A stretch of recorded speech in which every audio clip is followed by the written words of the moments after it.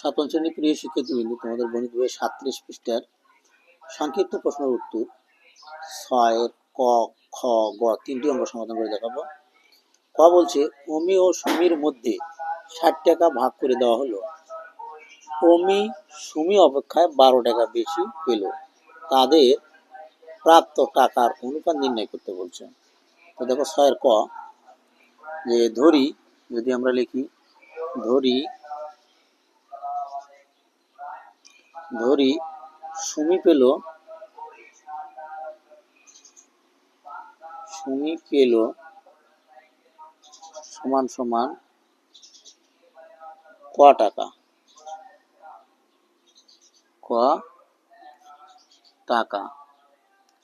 তাহলে সুতরাং অমি পেল, তাহলে কত টাকা বেশি? এই যে 12 টাকা বেশি পেয়েছে, তাহলে ক যোগ 12 টাকা, তাহলে প্রশ্ন মতে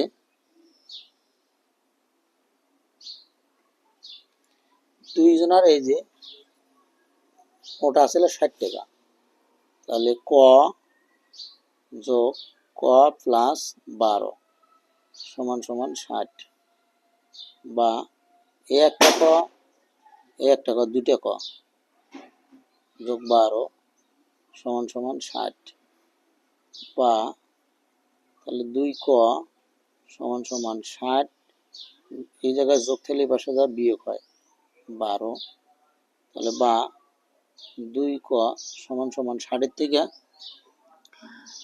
12 গেলে কত থাকে? 48 থাকে, 48, বা ক সমান সমান 48 ভাগ 2, যে জায়গায় গুণ থাকলে পাশে ভাগ হয়ে যায়, হলো 24, তাহলে সুতরাং ক সমান সমান 24। তাহলে সুমি পেল কত টাকা? এখানে বলছে যে তাদের প্রাপ্ত টাকার অনুপাত নির্ণয় করতে বলছে কিন্তু। তাহলে সুমি পেল, সুতরাং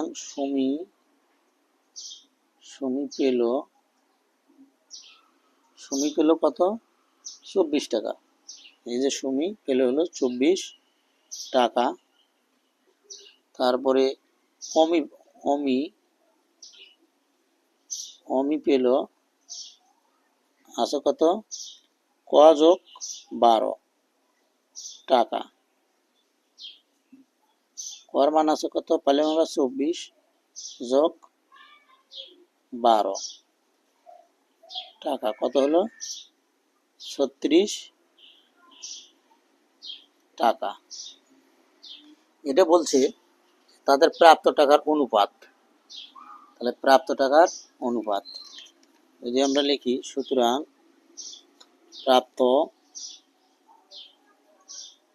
টাকার অনুপাত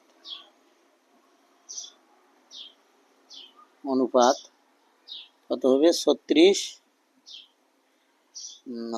অনুপাত 24, 36 অনুপাত 24। তাহলে দেখো 36 আমরা যদি এখানে 36 ভাগ 12 দিয়ে ভাগ করি, 24 ভাগ 12, এটা ভাগ করলে 3 হয়, এটা ভাগ করলে 2 হয়, তাহলে কত হলো? 3 অনুপাত 2। আমরা উভয় অনুপাতকে 12 দ্বারা ভাগ করলাম, তাহলে উত্তর হলো কত? উত্তর হলো 3 অনুপাত 2। এটা গেল হলো কর সমাধান। খ কি বলছে দেখো, খটা নাম্বার আমরা সমাধান করি। খ বলছে, কর্মিক সমানুপাতের থাকা 4 জন লোকের 3 জনের বয়স আছে কত? 11, 16, 22। চতুর্থ জনের বয়স কত হবে?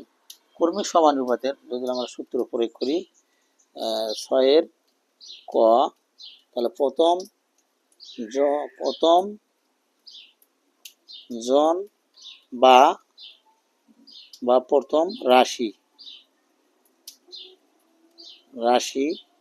সমান সমান কত আছে? প্রথম জন থাকা 3 জনার তাহলে প্রথম জনের ধরলাম আমরা হলো কত 11, 11। দ্বিতীয় জন বা দ্বিতীয় রাশি,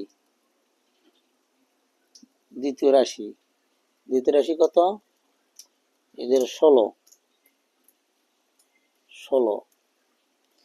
তৃতীয় জন বা তৃতীয় রাশি, রাশি কত 22, 22। এবং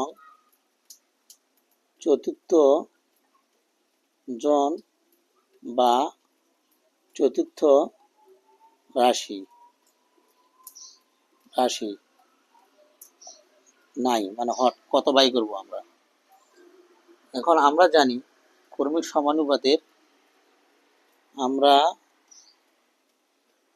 জানি কর্মিক সমানুপাতের সূত্র কি জানি, প্রথম রাশি গুণান প্রথম রাশি গুণন চতুর্থ রাশি সমান সমান দ্বিতীয় রাশি গুণন তৃতীয় রাশি, দ্বিতীয় রাশি গুণন তৃতীয় রাশি, বা প্রথম রাশি আছে কত 11 গুণন চতুর্থ রাশি বাই করব আমরা। দ্বিতীয় রাশি আছে কত 16, তৃতীয় রাশি আছে কত 22, বা চতুর্থ রাশি সমান সমান 16 গুণন 22, এই যে 11 গুণ অবস্থা আছে এই পাশে কিভাবে ভাগ হবে, 11 দিয়ে 22 ভাগ করলে 2 হয়। তাহলে সুতরাং চতুর্থ রাশি সমান সমান 16 দুগুণ 32। তাহলে আমাদের এখানে কি হবে, চতুর্থ জনের বয়স হবে 32 বছর। তাহলে সুতরাং চতুর্থ জনের বয়স হবে 32 বছর, উত্তর 32 বছর। এটা হলো আমাদের খর উত্তর, সরি খ, এখানে হবে খর উত্তর। তারপরে যদি আমরা দেখি গ নম্বরটা দেখি, গ নম্বর সমাধানটা যদি আমরা নির্ণয় করি, গ নম্বরটা একটু পড়ে নিই কি বলছে, যে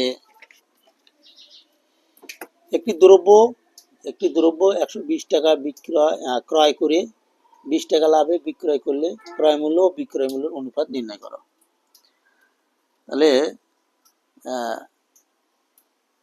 আমরা যদি লিখি, দেওয়া আছে দ্রব্যটির ক্রয় মূল্য কত,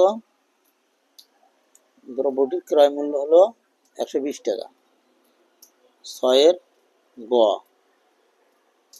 দেওয়া আছে দ্রব্যটির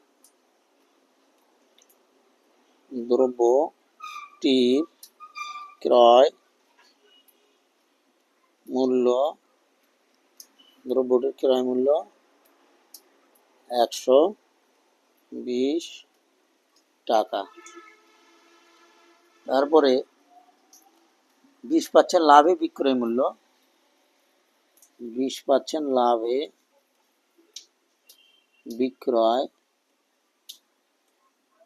মূল্য, এই ক্রয় মূল্যের সাথে যোগ হবে 120 যোগ 20 টাকা, কত হলে 140 টাকা। এখন বলছে যে ক্রয় মূল্য আর বিক্রয় মূল্যের অনুপাত নির্ণয় করতে বলছে। সুতরাং ক্রয় মূল্য অনুপাত বিক্রয় মূল্য সমান কত, ক্রয় মূল্য কত ক্রয় মূল্য 120 অনুপাত 140। উভয় অনুপাতকে আমরা যদি কত দিয়ে ভাগ করা যাবে, দেখো কত দিয়ে ভাগ করলে মিলবে, বা এটাও রেখে দিতে পারো। যদি আমরা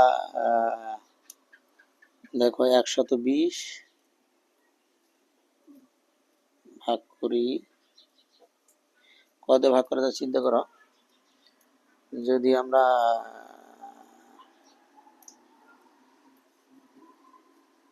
2 দিয়ে ভাগ করি, 2 দিয়ে যদি আমরা